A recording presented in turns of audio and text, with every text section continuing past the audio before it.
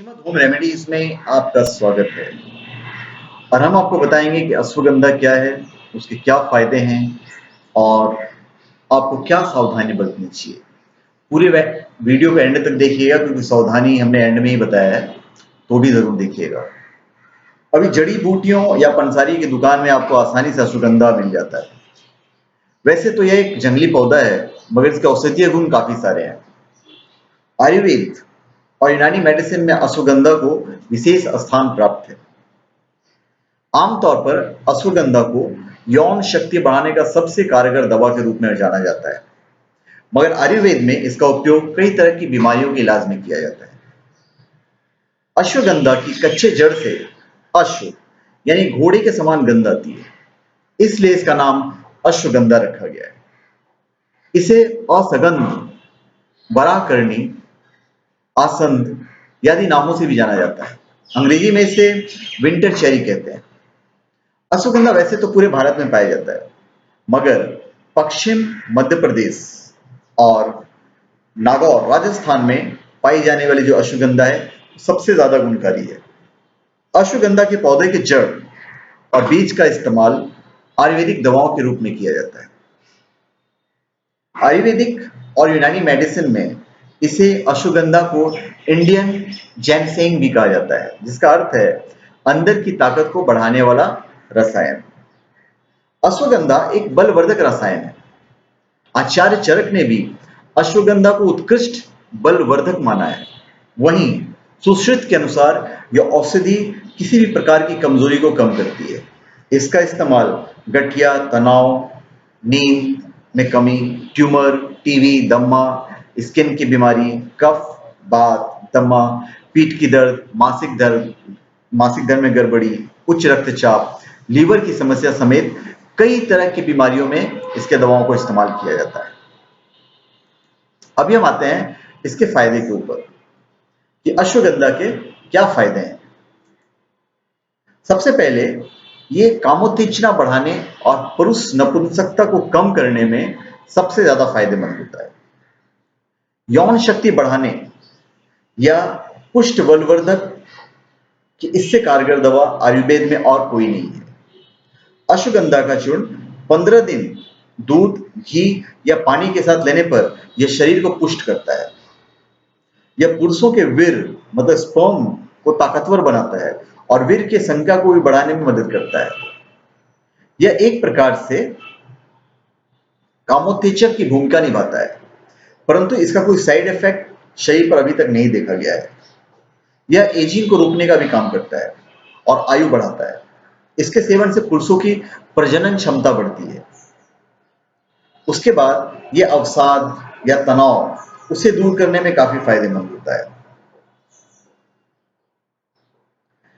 अवसाद को बढ़ाने के लिए मतलब अवसाद को दूर करने के लिए यह फायदेमंद कैसे होता है मैं आपको बता देता हूं। आयुर्वेद चिकित्सा में कई ऐसे प्रमाण मिले हैं जिसमें अश्वगंधा के चूर्ण को लंबी सांस के साथ सूंघने या भोजन के साथ खाने से अवसाद और तनाव जो है वो दूर होता है। इसके अलावा यह मस्तिष्क के स्मरण शक्ति को बढ़ाता है और चित्त को शांत करने का काफी काम करता है। मस्तिष्क की एक बीमारी है सेरेबेलर एटाक्सिया, जिसमें अश्वगंधा का सेवन से बीमारी ठीक होती है और मस्तिष्क में जो संतुलन है वो बना रहता है। फिर ये डायबिटीज में फायदेमंद है। अश्वगंधा के सेवन से ब्लड शुगर का जो स्तर है वो कम होता है और यह मधुमेह की बीमारी को नियंत्रण में रखती है। इसके चूर्ण खाने से कोलेस्ट्रॉल भी कम होता है। फिर गठिया में अश्वगंधा बहुत फायदेमंद है। मेडिकल रिसर्च से पता चला है कि अश्वगंधा का एक खास सप्लीमेंट आर्टिकुलिन एफ और दूसरी जड़ी बूटियों के साथ मिलाकर सेवन करने से गठिया में लाभ होता है। फिर आपने पार्किंसन डिसीज के बारे में सुना होगा। पार्किंसन डिसीज में काफी फायदेमंद है।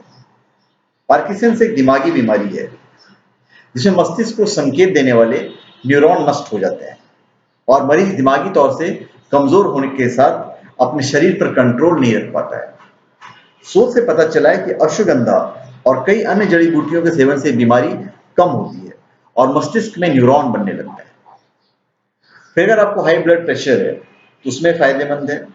इसके सेवन से रक्तचाप में कमी आती है। हालांकि कम रक्तचाप वाले इसके सेवन से परहेज करें। ये कैंसर और ट्यूमर में बहुत फायदेमंद है। शोध से पता चला है कि अश्वगंधा की जड़ में कुछ ऐसे तत्व हैं जिसमें कैंसर की ट्यूमर की वृद्धि को रोकने की पर्याप्त क्षमता होती है। इसकी जड़ में अल्कोहल के गुण होते हैं जो शरीर पर कोई टॉक्सिन नहीं छोड़ता, और इसमें ट्यूमर के ग्रोथ को रोकने की क्षमता होती है।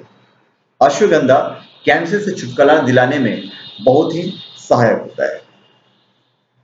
फिर अगर आपको वात विकार है, मतलब गैस्ट्रिक प्रॉब्लम है, तो उसमें फायदेमंद होता है। इसके सेवन से किसी भी तरह की वात के विकार की बीमारी खत्म हो जाती है। अश्वगंधा चूर्ण को 2 भाग, सोंठ 1 भाग तथा मिश्री 3 भाग अनुपात में मिलाकर सुबह शाम खाने के बाद गर्म पानी से लें। यह संधिवात, गैस तथा पेट की और अन्य बीमारियां भी दूर करती है। फिर कफ और खांसी में काफी फायदेमंद है। कफ, खांसी और दमा में अश्वगंधा रामबाण की तरह ही करता है। इसका जो सेवन है आपको गर्म दूध में करना है। रात को आप हल्का सा गर्म दूध कीजिए और उसमें अश्वगंधा मिला के पिलाइए। फिर अगर आपको अनिद्रा है, इंसोमानिया है, तो अश्वगंधा स्वाभाविक नींद लाने के लिए एक अच्छी दवा है। जिन्हें गहरी नींद नहीं आती है या फिर जो नींद नहीं आने के रोग से परेशान है, उन्हें इसका खीर पाक बनाकर सेवन करना चाहिए। उनको काफी फायदा होगा। फिर स्त्री रोग में काफी फायदेमंद है। श्वेत प्रदर में इसका 2 ग्राम के साथ आधा ग्राम वंश लोशन मिलाकर सेवन करें। अल्प विकसित स्तनों के विकास के लिए शतावरी चूर्ण के साथ सेवन करना चाहिए।